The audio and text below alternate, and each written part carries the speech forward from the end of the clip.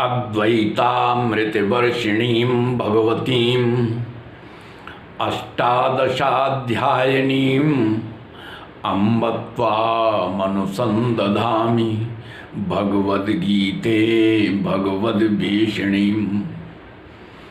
सुप्रभात देवियों में सज्जनों, कृष्ण संदेश सुधा चैनल के माध्यम से मैं धर्म प्रकाश भदौरिया गीता विश्लेषक गीता की ज्ञान गंगा में अवगाहन हेतु उपस्थित एवं मधुसूदन भगवान कृष्ण के चरणों में अगाध निष्ठा रखने वाले आप सभी प्रबुद्ध एवं विद्वान श्रोताओं का हार्दिक अभिनंदन एवं कोटि कोटि वंदन करता हूँ।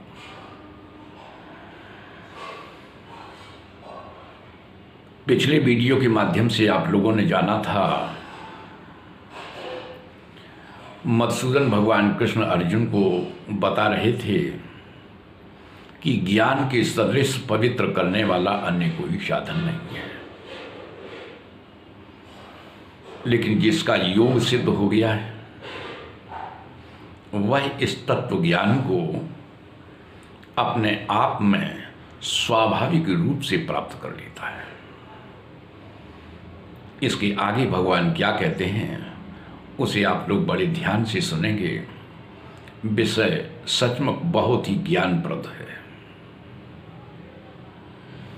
तो सुनते हैं अगला श्लोक, तत्पश्चात विश्लेषण का आनंद लेंगे।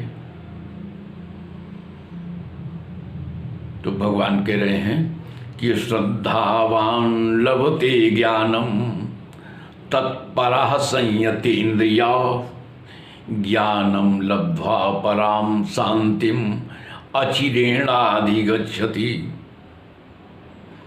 इस श्लोक के माध्यम से मधुसूदन भगवान कृष्ण ज्ञान प्राप्ति का सर्वाधिक उचित साधन क्या हो सकता है और किस तरह का व्यक्ति इसे प्राप्त करने में शक्य है, तो इस श्लोक पर ध्यान देंगे कि भगवान कहते हैं कि श्रद्धावान लभते ज्ञानम। जो श्रद्धावान व्यक्ति होता है वही ज्ञान को प्राप्त करता है, यानी श्रद्धावान व्यक्ति ज्ञान को प्राप्त कर लेता है। ऐसा भी हो सकता है कि पर्याप्त श्रद्धा न होने पर भी किसी को भ्रमवश या भूलवश ऐसा लगने लगे कि पर्याप्त श्रद्धा है।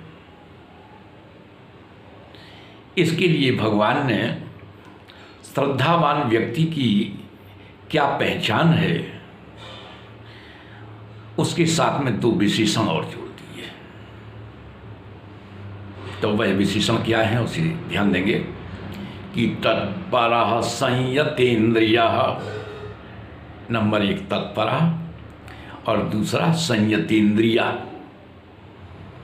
संयतेन्द्रिया से मतलब है जिसकी इंद्रियां संयत हैं, जिसकी इंद्रियां नियंत्रण में हैं, जिसकी इंद्रियां अधिकार क्षेत्र में हैं,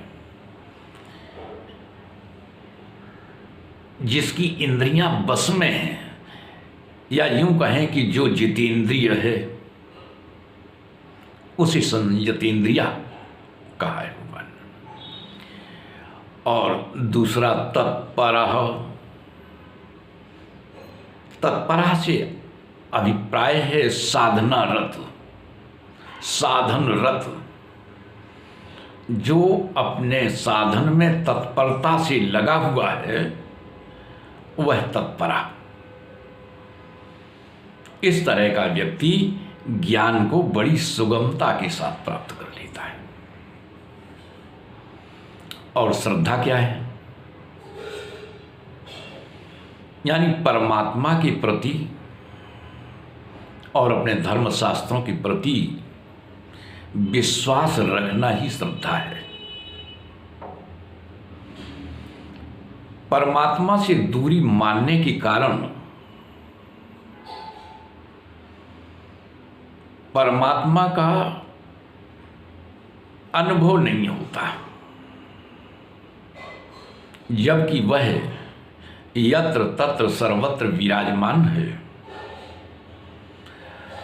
परमात्मा को ऐसा स्वीकारना कि उसकी सत्ता सर्वत्र व्याप्त है, वह हमारे अंदर भी है, आपके अंदर भी है, सबके अंदर है। ऐसा विश्वास होना ही श्रद्धा है।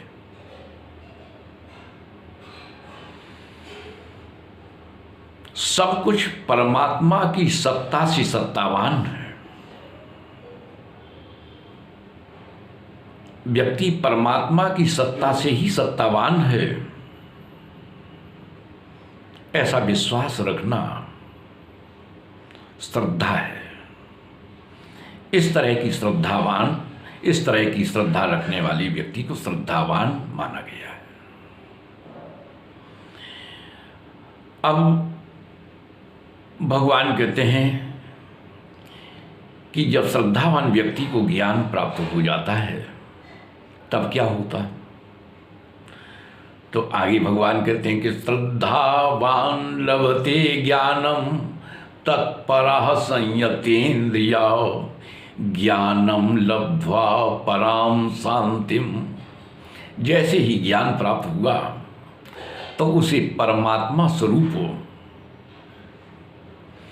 परम शांति का अनुभव हो जाता है।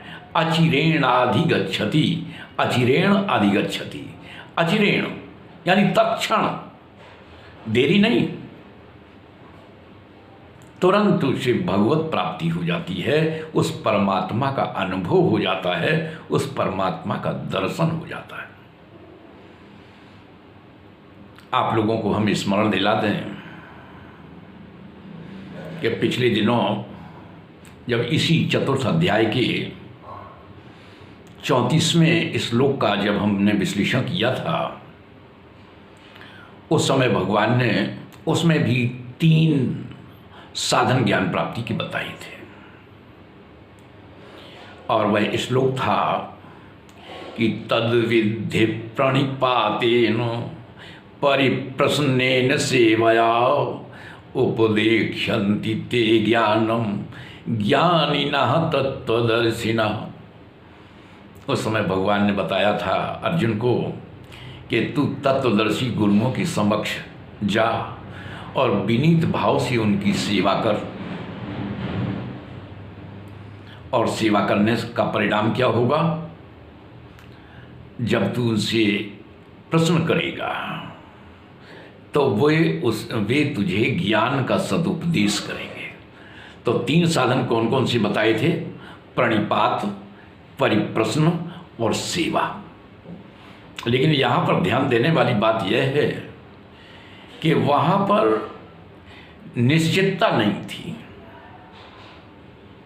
वो ज्ञान का उपदेश करेंगे, लेकिन इससे यह बात सिद्ध नहीं होती है कि तुझे ज्ञान हो ही जाएगा। लेकिन यहाँ पर श्योरिटी है, निश्चितता है कि ज्ञान प्राप्त होगा। और जैसे ही ज्ञान प्राप्त हुआ वैसे ही परमात्मा स्वरूप परम शांति का अनुभव हो जाता है। यानी उस परमात्मा तत्व का अनुभव हो जाता है, यानी परमात्मा का दर्शन हो जाता है। तो आज की वीडियो में बस इतना ही। आज की ज्ञान चर्चा में यदि सचमुच आप लोगों को आनंद की अनुभूति हुई हो तो हम आप सभी से अपेक्षा रखते हैं कि वीडियो को ज़्यादा से ज़्यादा लाइक करें, शेयर करें, अपनी आख्या दें। और यदि आप नए हैं तो चैनल को सब्सक्राइब अवश्य करें, ताकि जो भी वीडियोस हमारे माध्यम से भविष्य में बनाई जाएं वे समय पर और स्वाभाविक रूप से आपको उपलब्ध होते रहें। जय श्री कृष्ण।